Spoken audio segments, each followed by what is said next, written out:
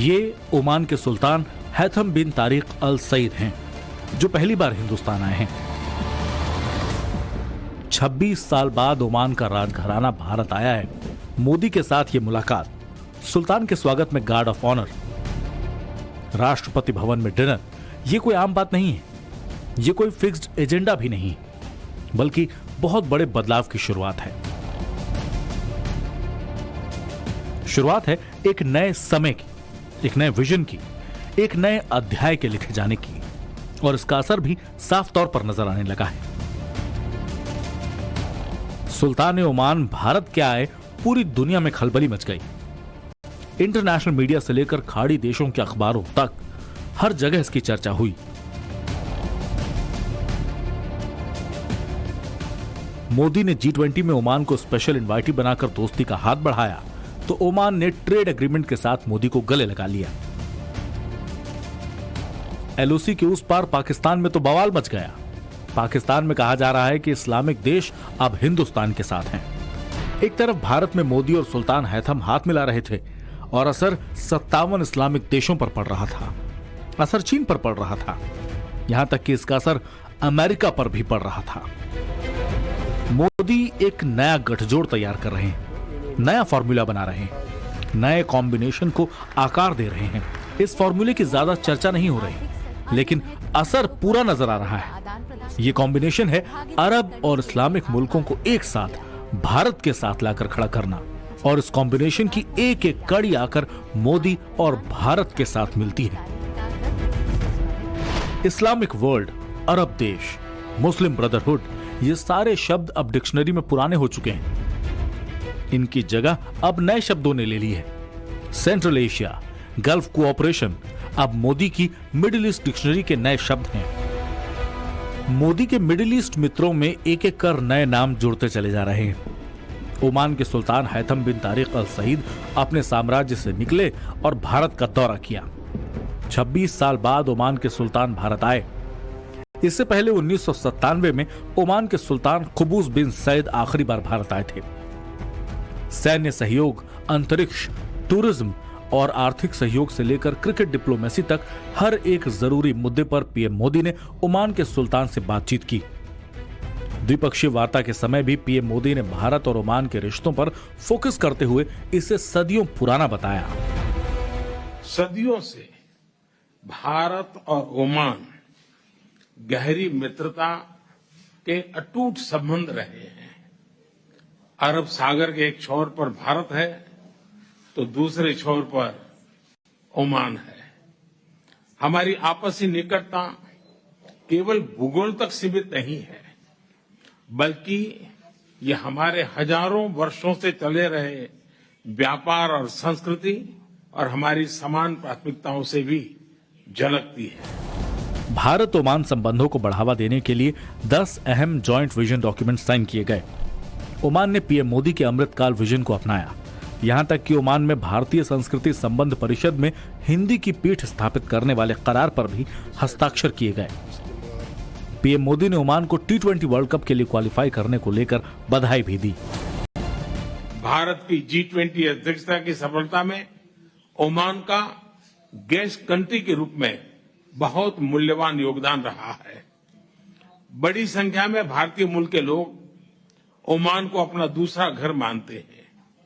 यह लोग हमारे करीबी संबंधों और हमारी मित्रता का जीता जागता उदाहरण है। पिछले महीने ओमान ने 2024 में T20 क्रिकेट वर्ल्ड कप के लिए क्वालिफाई किया है।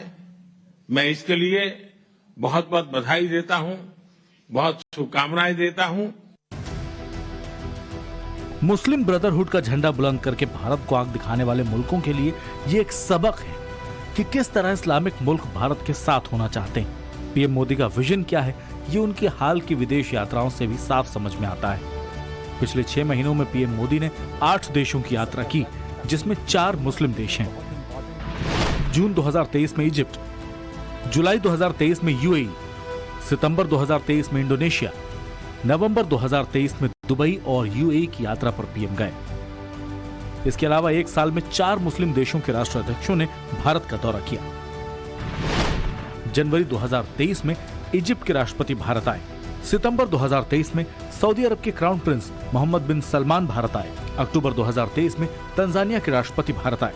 दिसंबर 2023 में ओमान के राष्ट्रपति भारत आए। भारत की अध्यक्षता में सितंबर में हुए G20 सम्मेलन में कई सारे मुस्लिम देश शामिल हुए।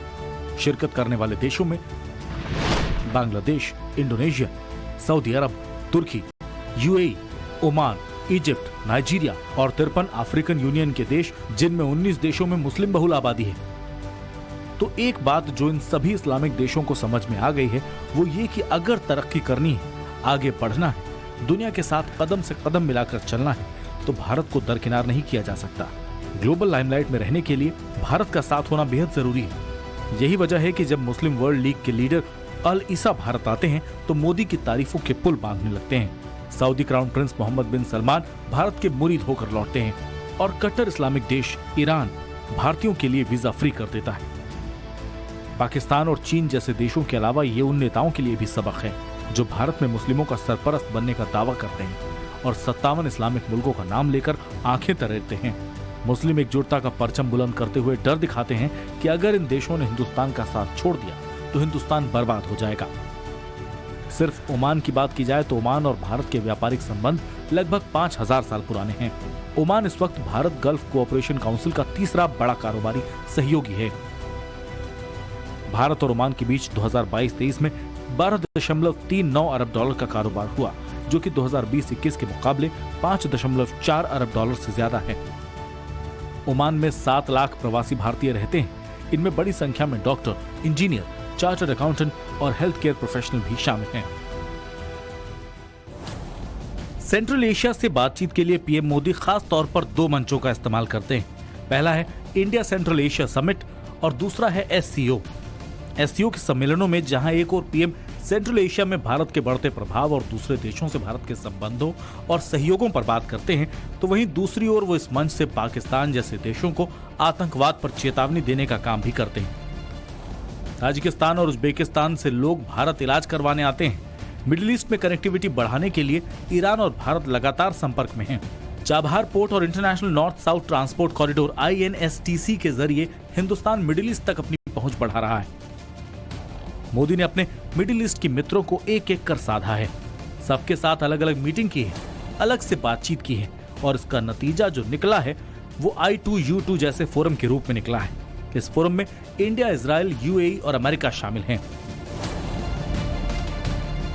खाड़ी के देशों से भारत का कई अहम क्षेत्रों में सहयोग लगातार बढ़ रहा है। ऊर्जा और सुरक्षा के क्षेत्रों में भारत इन देशों के साथ कई मोर्चों पर काम कर रहा है। Abu Dhabi national oil company यानी ADNOC ने 2018 में 7 सालों के कॉन्ट्रैक्ट पर भारत के रणनीतिक पेट्रोलियम रिजर्व को भरने की जिम्मेदारी ली थी। NDNOC और सऊदी अरब की अरामको की महाराष्ट्र में 12 लाख बैरल की एक रिफाइनरी बनाने की योजना है। इसमें 44 अरब डॉलर की लागत आएगी। UAE मिडिल ईस्ट का सबसे बड़ा प्लेयर है। UAE के साथ भारत का सुरक्षा सहयोग कई स्तरों पर बढ़ा है। मोदी की तरह ही मोहम्मद बिन जायद का नेतृत्व इस्लामिक कट्टरपंथियों के खिलाफ काफी सख्त रहा है। अमेरिका और चीन के बाद UAE 2021-22 में भारत का तीसरा सबसे बड़ा ट्रेड पार्टनर बना है। अमेरिका के बाद भारत सबसे ज्यादा एक्सपोर्ट UAE में करता है।